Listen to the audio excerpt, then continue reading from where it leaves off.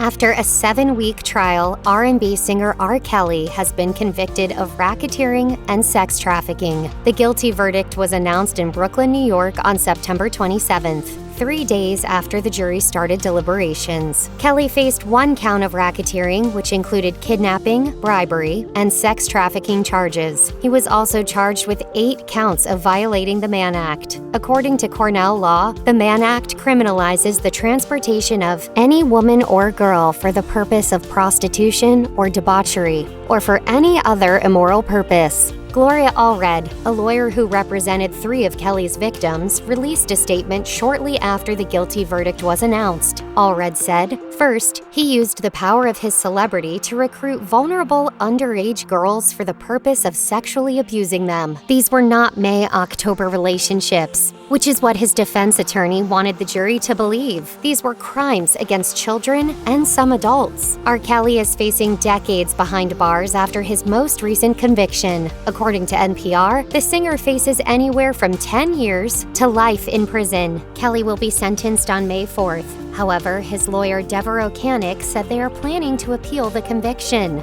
Though Kelly didn't physically react when the verdict was being read, Canick implied the singer believed he would be acquitted. Canick said he was not anticipating this verdict because based on the evidence, why should he anticipate this verdict? You saw witness after witness giving 3, 4, 5 different versions as to what they said happened here. Canick also suggested that the prosecution's story was inconsistent and didn't tell the whole story. He continued, "You didn't get to see what we saw in terms of the discovery. You didn't get to see all the inconsistencies. We said in our summation that the government cherry-picked their version that they thought would support the continuation of the narrative." Despite Canick's claims, the jury readily sided with the prosecution, as it only took them 3 days to reach a guilty verdict. Though R. Kelly and his team may be stumped by the guilty verdict, much of the public celebrated the news. Shortly after the R&B singer was convicted, #RKelly was trending on Twitter throughout the day, as people took to the social media platform to celebrate the fact that some justice had finally been served for at least some of the survivors in the case. It wasn't just spectators on Twitter who were pleased with the verdict. Some of Kelly's victims spoke out as well.